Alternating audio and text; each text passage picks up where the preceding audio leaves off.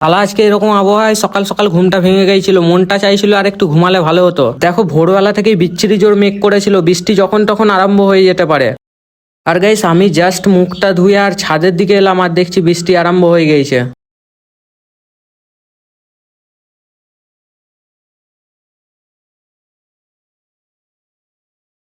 আর এদিকে তো দেখো কিছুই দেখা যাচ্ছে না, সেই ধোঁয়া ধোঁয়া পাড়া। যাই হোক বৃষ্টি হচ্ছে হোক, অসুবিধা নাই। আমি এদিকে বই দেখছিলাম একটা, কি আর করবো বলো, এই বৃষ্টির ওয়েদারে বই দেখছিলাম হালকা করে। কিছু তো করার নাই, বাইরের দিকেও বেরোতে পারবো না, কাদা জল হয়ে আছে। তাই শুয়ে শুয়ে হালকা করে একা একাই বই দেখছিলাম, কি করব। তারপর গাইস হালকা করে নাস্তা করছিলাম, কারণ এখন আমাকে অনেক এক গাদা ওষুধ খেতে হবে, প্রায় 30-40টা ওষুধ খেতে হবে। দেখো খালি পেটে তো আর ওষুধগুলো খাওয়া হবে না, তাই হালকা করে মুড়ি খেয়ে নিলাম এদিকে, তারপর ওষুধগুলো খাবো এখন। দেখো গাইস গাদা ওষুধ, শালা ওষুধ খেতে খেতে এই অবস্থা খারাপ হয়ে যাচ্ছে পুরো। যাই হোক অসুবিধা হলেও কিছু করার নাই, খেতে তো হবে তাই না।